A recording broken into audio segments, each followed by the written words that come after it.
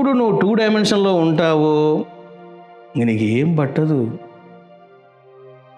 ఇంటికి వెళ్తావు, టీవీ చూస్తూ ఉంటావు. అబ్బా చాలా కష్టపడ్డాను, క్లాస్కి వెళ్ళొచ్చాను, క్లాస్ చాలా బాగుంది, చాలా ఆనందం కలిగింది, అంత బాగానే ఉంది, కానీ ఏం అర్థం కాలేదు. మరి అంత బాగుండడం ఏంటి, అర్థం కాకపోవడం ఏంటి అని ఏం చేస్తాడంటే ఏదో కష్టపడినట్లు ఇంట్లో కూర్చుంటాడు. ఇప్పుడు మంచి సినిమా వచ్చింది, ఇప్పుడు ఏం చేస్తాడు జీవుడు, ఆనందంగా చూస్తాడు. చూడండి, వాడు ధ్యానం చేయాలంటే చేయడు, కానీ టీవీ మాత్రం బాగా చూస్తాడు. ఇప్పుడు ఈ జీవుడు ఏం చేస్తుంటాడు, ఇన్వాల్వ్ అవుతూ ఉంటాడు. అప్పుడు నువ్వు మళ్ళీ సాక్షిగా ఉండాలి. ఒరే జీవ, తపోనిలంలో ఎట్లా ఉన్నావు, ఇక్కడ ఎట్లా ఉన్నావు? నువ్వు ఎప్పటికప్పుడు నువ్వు మాట్లాడుతూ ఉంటే వాడు ఏం చేస్తాడు, ఇంకా క్షీణిస్తూ ఉంటాడు. దీన్ని నువ్వు డెవలప్ చేసుకోవాలా. దీనికి ఏం కావాలా? మహర్షి అన్నారు, శ్రద్ధ ప్రయత్నము. శ్రద్ధ ఉండదు, ప్రయత్నం ఉండదు. ఇప్పుడు చూడండి, మీరు బయటికి వెళ్ళారు ఒక 5 మినిట్స్, ఎవరో వచ్చారు, నిన్ను చాలా కామెంట్స్ చేశాడండి, ఆయన ఇలా మాట్లాడాడు, నాకు చాలా బాధ కలిగింది అని అన్నాడు. ఎవడాడు, ఎందుకన్నాడు వాడు, ఇంకేమన్నాడు? చూసారా, వెంటనే రియాక్షన్. నువ్వు విన్నావనుకో అట్లా ఉండాలి, అంతే. జీవుడు రియాక్ట్ అవుతూ ఉంటాడు, నువ్వు అని చూస్తూ ఉండాలి. అదే మహర్షి అంటున్నాడు, చూసేవాణిని చూసినచో నీవు ఆత్మలో విలీనమయ్యేదవు, ఆత్మతో ఒక్కటైపోయేదవు. అదే హృదయము. ఏమిటిది? హృదయము. సాధకుడు సహస్రారం మీద మనసును ఏకాగ్రము చేసినసో సమాధి పారవశ్యము కలుగుననుటలో ఎలాంటి సందేహము లేదు. మహర్షి is opening the secrets open చేస్తూ ఉన్నాడు. సహస్రారములో దృష్టి పెట్టినప్పుడు, సహస్రారములో లయించినప్పుడు పరమానంద పరమసుఖము కలుగుతుంది అనడంలో ఎలాంటి సందేహం లేదు. అది సత్యమే. కానీ వాసనలు నశించవు. ఇందాక నేను చెప్పాను, వాసనలు నశించవు. బంధ విముక్తి సిద్ధించలేదు కనుక యోగి సమాధి నుండి మేల్కొని తీరవలెను. నువ్వు గంట కూర్చుంటావో, ఒక రోజు కూర్చుంటావో, 10 రోజులు కూర్చుంటావో, అది వేరే విషయం. నీవు మేల్కొనే తీరవలేను. ఎందుకు? వాసనలు ఉన్నాయి. తనలో అంతర్గతంగా ఉన్న వాసనలను నిర్మూలించుటకై అతడింకను ప్రయత్నించి తీరవలెను. చూశారా? ఆ వాసనలు ఉన్నాయి కాబట్టి ఇప్పుడు ఏం చేయాలి వాడు? ఆ వాసనలను పోగొట్టుకోవడానికి ప్రయత్నం చేయాలి. నిన్ను అవి ఈడుస్తూ ఉంటాయి, కమాన్ బయటకు రా, నువ్వు ఇంకా చాలు, 10 గంటలకు నువ్వు ఈ పని చేయాలి, మనతో మాట్లాడాలి, అది వెరీ వెరీ ఇంపార్టెంట్, నువ్వు మాట్లాడలేదా నష్టం వస్తుంది నీకు అని చెప్పి వాసనలు ఏం చేస్తాయి? నిన్ను బయటికి లాగుతాయి. కనుక అతడు సుషుమ్న శేషమైన జీవనాడి ద్వారా సహస్రారము నుండి హృదయమునకు దిగి వచ్చును. ఏం చేస్తాడంట? సుషుమ్న నాడి ద్వారా. మనలో 72,000 నాడులు ఉన్నాయి. ఇవన్నీ దేనితో కనెక్ట్ అయి ఉంటాయి అని అంటే హృదయంతో కనెక్ట్ అయి ఉంటాయి. ఈ 72,000 నాడుల్లో ప్రధానమైనటువంటివి మళ్ళీ 3: ఇడానాడి, పింగళనాడి, సుషుమ్నా నాడి. సుషుమ్నా నాడి అని అంటే వెన్నుపూస యొక్క మధ్యలో ఉంటుంది. అది మనకు స్పైనల్ కార్డ్ అంటారు, వెన్నుపాము అంటారు. ఆ యొక్క మేరుదండములో ఉంటుంది సుషుమ్నా నాడి. ఎప్పుడైతే జాగృతం అవుతుందో మూలాధారం నుండి స్టార్ట్ అవుతుంది. చూడండి, బీపీ వచ్చినప్పుడు వాడు కొడతా ఉంటాడు డాక్టర్. ఆ బ్లడ్ పైకి వెళ్తూ ఉంటుంది, అది సేమ్ అలాగే వెళ్తుంటుంది. ఎప్పుడైతే సుషుమ్నా నాడిలో ప్రాణశక్తి ప్రవహిస్తూ ఉంటుందో, ప్రవహించి ఏం చేస్తుంది, సహస్రారంలో కలిసిపోతుంది. అప్పుడు జీవుడు శివుడవుతాడు. తర్వాత ఏం జరుగుతుంది అన్నది మహర్షి చెబుతూ ఉన్నాడు. అతడు సుషుమ్నా శేషమైన జీవనాడి ద్వారా సహస్రారము నుండి హృదయమునకు దిగి వచ్చును, హృదయాన్ని దిగి వస్తాడు. ఈ విధంగా సుషుమ్న ఒక పంపు. సుషుమ్న ఎలాంటిదంటే అది ఒక డిఫరెంట్ పంపు లాంటిది. అది మూలాధారము నుండి బయలుదేరి వెన్నుపాము ద్వారా మెదడుకు ఎగబ్రాకి అక్కడి నుండి క్రిందికి వంపు తిరిగి హృదయములో అంతమందును. అంటే ఇవన్నీ మహర్షి కళ్ళారా చూశాడు, అనుభవించాడు. అందుకే చక్కగా చెబుతూ ఉన్నాడు. చూశారా, శాస్త్రము కంటే వేదము కంటే కూడా సిద్ధగురువు వచనము ఎందుకు గొప్పది అని అంటే, అది నిత్య నూతనము ప్రస్తుతమైనటువంటి జ్ఞాన ప్రసాదము. ఎప్పుడో తపస్సులు చేసి చెప్పిన మహర్షులు చెప్పినటువంటి మాటలు కాదు. మహర్షి వారు మహాసమాధి అయింది ఎంతకాలమైంది? జస్ట్ 67 సంవత్సరాలు అయింది. 67 సంవత్సరాల కిందట మన మధ్యనే ఉన్నటువంటి ఆ మహర్షి చెబుతూ ఉన్నాడు. ఏమని? ఏ విధంగా సుషుమ్నలో ప్రాణము వెళ్తూ ఉందో, హృదయానికి ఎలా తిరిగి వస్తుందో, ఎందుకు తిరిగి వస్తున్నదో ఇవన్నీ చెబుతూ ఉన్నాడు. యోగి హృదయానికి చేరినప్పుడు సమాధి శాశ్వతమగును. చూశారా, ఇందా మీకు నేను చెప్పాను,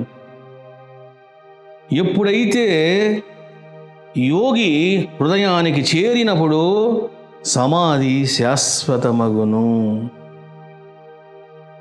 శాశ్వతమగును అంటే ఇంకా బయటికి రాడు. జీవన్ముక్తి అని అంటారు. రమణ మహర్షి ఇంకా సీక్రెట్స్ ఓపెన్ చేస్తూ ఉన్నాడు. హృదయము 2 రకాలు, హేయము, ఉపాదేయము. ఈ సీక్రెట్ని ఎవరు చెప్పారు అంటే వశిష్ఠ మహర్షి శ్రీరాముని చెబుతాడు యోగ వాసిష్టములు. బహుశా మహర్షి దర్శించిన సత్యానికి అసలు నిజంగా ఉందా లేదా అని నేను కొన్ని శాస్త్రాలు చూస్తే ఆయన ఏం మాట్లాడాడో దానికి ప్రమాణం ఉంది. వశిష్ఠ మహర్షి కూడా ఇదే సీక్రెట్ను శ్రీరాముని చెబుతాడు. శ్రీరామ, హృదయము 2 రకాలు. చాలామంది హృదయం అంటూ ఉంటారు. వాళ్ళకు హృదయం అంటే ఏమిటో తెలియదు. కారణము, వాళ్ళకు తెలిసిన హృదయం వేరు, తెలియని హృదయం వేరు. హృదయం 2 రకాలు, ఒకటి హేయము, 2 ఉపాదేయము. దేహమందు రొమ్ములోన ఒక చోట ఉండు హృదయము హేయము. చూడండి, బ్యూటిఫుల్. ఇవన్నీ రమణ మహర్షి చెప్తూ ఉన్నాడు. హేయము అన్నాడు, ఉపాదేయము అన్నాడు. ఈ హేయము అనే హృదయం అంటే ఏమిటిది అన్నప్పుడు అది దేహములో ఉంటుంది. నెంబర్ 1 ఎక్కడ ఉంటుంది? లెఫ్ట్ సైడ్ ఉంటుంది. అంటే దీన్ని, ఈ రొమ్ము భాగంలో ఉండే హృదయాన్ని ఏమంటారంటే హేయము అని అంటారు. డాక్టర్స్ హృదయము అని మాట్లాడుతూ ఉంటారు. లబ్ డబ్ అని కొట్టుకుంటుంది అంటారు. ఏ హృదయం అది? హేయము. అది దేహములో రొమ్ముకు లెఫ్ట్ సైడున ఉన్నటువంటి హృదయము. చిన్మాత్రగా ఉండే హృదయము ఉపాదేయము. అది ఉపాదేయం అంటే ఏమీ లేదు, నథింగ్ బట్ సమాధి, అంతే. సమాధి స్థితిని ఏమంటారు? హృదయము అని అంటారు. చిన్మాత్రగా ఉండు హృదయము. చిన్మాత్రం అంటే ఏమిటిది? జ్యోతిర్మయం, వెలుగు తప్ప రెండవది ఉండదు. అందుకేమన్నారు? సచిదానందం అన్నారు. సత్యం శివం సుందరం. చిన్మాత్రగా ఉండు హృదయము ఉపాధేయము, ఇది లోపల ఉండును. ఎక్కడ ఉంటుంది ఇది లోపల ఉంటుంది, అంతర్లీనంగా ఉంటుంది. ఈ హృదయాన్ని అందరూ చూడలేరు. ఎవరైతే ఆత్మదర్శనం పొంది బ్రహ్మానుభూతిని పొందుతారో వాళ్ళు ఏం చేస్తారు? హృదయ గుహను దర్శిస్తారు. అది ఏమండి, ఇక్కడ మహర్షి తపస్సు చేశాడండి, వశిష్ఠ మహర్షి అంటూ ఉంటారు. అవునా అండి అని చెప్పేసి వాడు ఏం చేస్తాడు? లోపల దూరుతాడు. దాన్ని ఏమంటారు? గుహ అంటారు. ప్రతి మనిషిలో కూడా హృదయ గుహ ఉన్నది. ఆ హృదయ గుహలోని పరమాత్ముడు విరాజమానుడై ఉన్నాడు.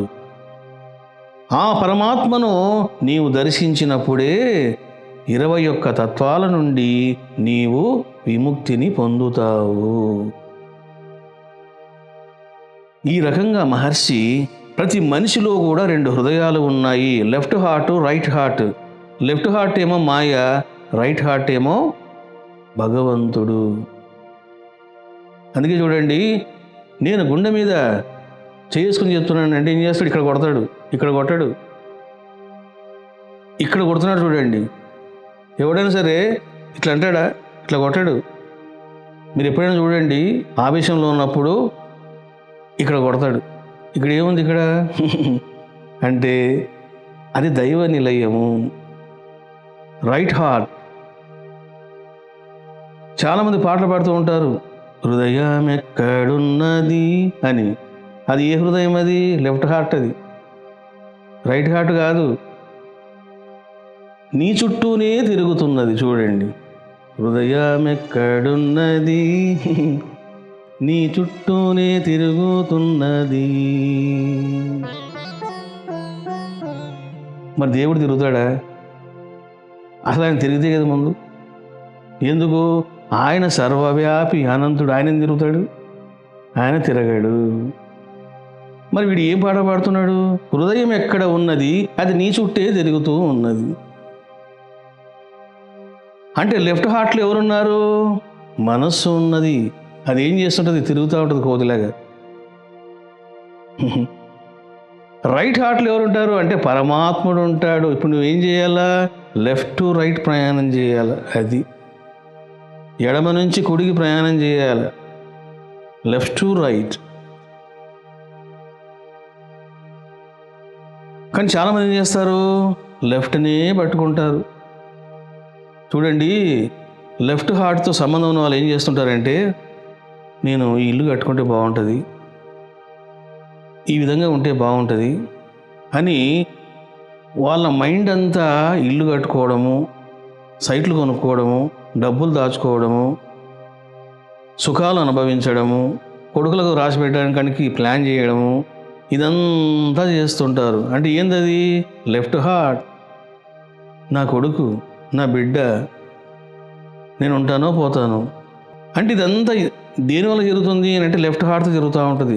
రైట్ హార్ట్ అంటే ఏంటంటే, ఎంతోమంది పేదవాళ్ళు ఉన్నారు, వాళ్ళకి ఏదైనా చేస్తాను, నా దగ్గర ₹1,00,00,000 ఉన్నాయి, ₹1,00,000 వాళ్ళకి ఇస్తాను, వాళ్ళు బెడ్షీట్లు కొనుక్కుంటారు అని చెప్పేసి చేస్తున్నాడే. ఏంటది? Right heart. పరిశుద్ధమైన మనస్సు, అపరిశుద్ధమైన మనస్సు ఏం లేదు. Simple secret. 2 నీలోనే ఉన్నాయి. దేవత నీలోనే ఉంది, దయ్యం కూడా నీలోనే ఉంది. మధ్యలో ఉండవు. నువ్వు మధ్యలో కూర్చున్నావు, ఆ దయ్యం పిలుస్తూ ఉంటుంది, రా రా రా అని. ఈ దేవత ఏమంటుంది? ఒరే పోదురా కన్నా అని చెప్తూ ఉంటుంది. అంటే దేవతకు దయ్యానికి మధ్య జీవుడు ఉన్నాడు. నువ్వు ఎవరి మాట వినాలి? దేవత మాట విను. దేవత అంటే ఎవరు? పరిశుద్ధమైన మనస్సు, హృదయము, ఆధ్యాత్మిక హృదయము అంటారు. ఇక్కడ చూడండి, మనం కొన్ని పాటలు కూడా వింటూ ఉంటాం. ఆ పాటలు విన్నప్పుడు కూడా అందులో ఏముందంటే తత్వం ఉంది. అక్కడ కూడా హృదయము లేని దానా అని పాటలు ఉంటాయి కొన్ని. అంటే హృదయము లేని దాన అంటే అర్థం ఏమిటి? లెఫ్ట్ హార్ట్ ఎదిరిపోయిందని అర్థం. ఎప్పుడైతే రైట్ హార్ట్ మేల్కొనిందో లెఫ్ట్ హార్ట్ పోతుంది. అప్పటిదాకా మధు నిన్ను విడిచి ఉండలేను మధు అన్న అమ్మాయి ఏమంటుంది, ఇప్పుడు ఇంకా డైలాగ్ అనదు. ఎందుకు? లెఫ్ట్ హార్ట్ బంద్ అయ్యింది. రైట్ హార్ట్ కనుక ఓపెన్ అయ్యిందా లెఫ్ట్ హార్ట్ క్లోజ్ అవుతుంది. మీకు ఏంలో సింపుల్ సీక్రెట్ చెప్తున్నా.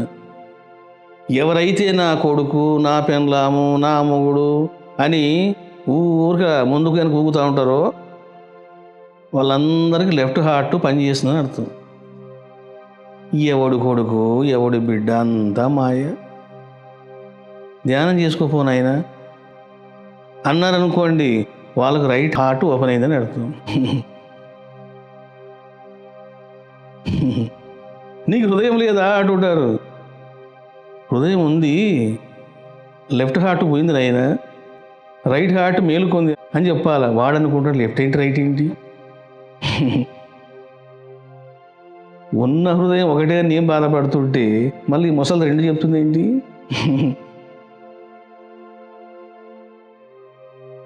చూసారా? అంటే మీరు ఎప్పుడు కూడా ఎలా ఉండాలి? నీ యొక్క హృదయాన్ని పరీక్షిస్తూ ఉండాలి. నీ హార్ట్ లెఫ్ట్ పని చేస్తుందా, రైట్ పని చేస్తుందా? ఇది కనుక నువ్వు నిగబెట్టావంటే చాలు, నీవు జాగ్రత్త పడతావు. ఎందుకు తెలిసిన? నువ్వు ఎటువైపు ప్రయాణం చేస్తున్నావు నీకు తెలియాలి. నువ్వు గంగిరెద్దులాగా పోకూడదు అట్లా. ఇప్పుడు చూడండి, గేదె ఆ తాడు పట్టుకుంటే పోతా ఉంటుంది. అది ఒరే ఎక్కడ తీసుకెళ్తున్నావురా బడుద్దా అని అంటదే, పోతా ఉంటుంది. అట్లా ఉండకూడదు. అది మనిషి ఏమంటాడు, ఎక్కడ తీసుకెళ్తున్నావు బాబు అంటాడు. కాబట్టి నీవు ఎప్పుడు కూడా రైట్ హార్ట్తో పని చేస్తూ ఉండాలి. రైట్ హార్ట్ మేల్కోవడానికి నువ్వు ప్రయత్నం చేస్తూ ఉండాలి. బైబిల్లో కూడా జీసస్ ఒక మాట చెప్తాడు, మంచి మాట అది. ఒక్కటి మాత్రమే ఉన్నది, రెండవది లేదు అంటాడు. అంటే బహుశా కాలగతిలోన మరి ఇవన్నీ చేర్చారో వాంగ్మయాన్ని, లేకపోతే మరి ఆయన చెప్పాడు తెలియదు. కానీ ఒకటి మాత్రమే ఉన్నది అంటే ఏమిటిది? బ్రహ్మం మాత్రమే ఉన్నది, రెండవది లేదు, రెండవ వస్తువు లేదు అంటూ జ్ఞాని హృదయము కుడివైపున ఉన్నది, అజ్ఞాని హృదయము ఎడమ వైపున ఉన్నది. చూశారా? అజ్ఞాని హృదయం ఎక్కడ ఉంటుంది? లెఫ్ట్. జ్ఞాని హృదయం ఎక్కడ ఉంటుంది? రైట్. మీకు ఇందాక నేను చెప్పాను, నా కుటుంబము, నా పిల్లలు, నేను, నాది, ఇదంతా లెఫ్ట్. అట్లా కాకుండా ఈ విశ్వమే నా కుటుంబము, ఇదంతా నా వాళ్ళే అని ఎప్పుడైతే అనుకుంటాడో అది రైట్ హార్ట్. ఈ వీడియో మీకు నచ్చినట్లయితే like, share and subscribe to our channel.